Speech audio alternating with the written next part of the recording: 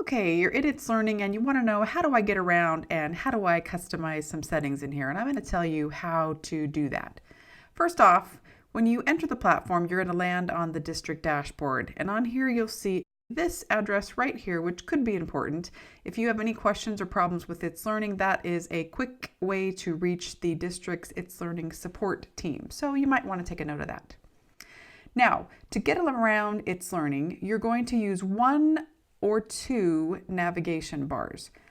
Across the top, everywhere in itslearning, you will see this purple navigation bar, and this is what will give you access to courses that you are enrolled in, your calendar, students, the district's course catalog, which is where you would go to register for any courses from departments like elementary instruction, secondary ed, equity and targeted achievement, and so on.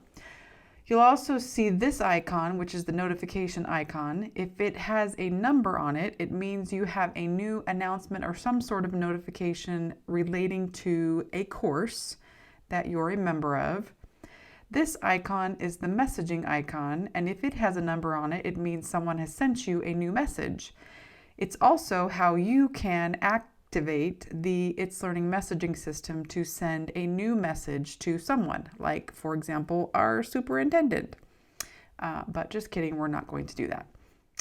You will also see your name in the top right corner. If you've uploaded a profile picture, you'll see that. If you click on your name, this is how you will get access to, among other things, your settings, but we will come back to that in just a minute.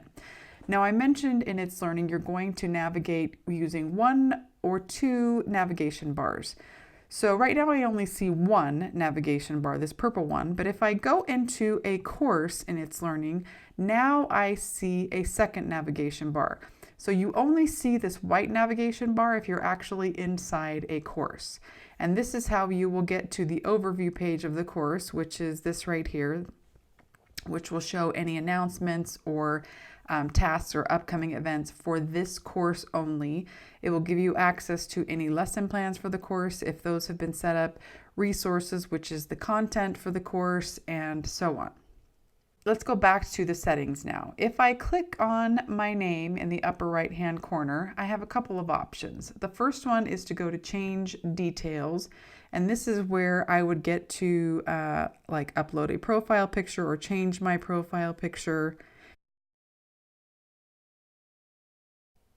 I can also get to, through my name, through to your settings, and from here I can go to customize itslearning, which will allow me to customize the language I'm viewing content, my time zone and region, my time format, and so on. I would not recommend you change the navigation tree or the rich text editor unless you have some sort of visual impairment, and then I would suggest you check this accessibility mode, which will modify the tree structure, and will include a border around links to make them more visible on the screen. Okay, I'm going to get out of here. I would suggest that you go into connected accounts and connect your district Google account. The next thing I would suggest you look at are alerts that you can get from itslearning. Now, at this point, all alerts would come through the email system. There are very few things that itslearning can actually send an email alert for. So let's look at what those are. If you go to the alerts section, you should see that you may or may not see that email alerts have been activated. If they are not, I would suggest that you activate them. And I would suggest you have both of these boxes checked. Of course, if those get completely overwhelming, you can always come in here and uncheck that. But at this point, I would not recommend that. Okay, the other thing you can get email notifications for are when you have actual new messages within the system. Those would be messages that come through here.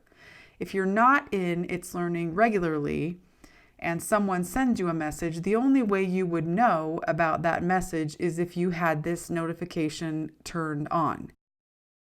I'm going to set mine to daily for now. Click the save button to save those changes, and that is pretty much it.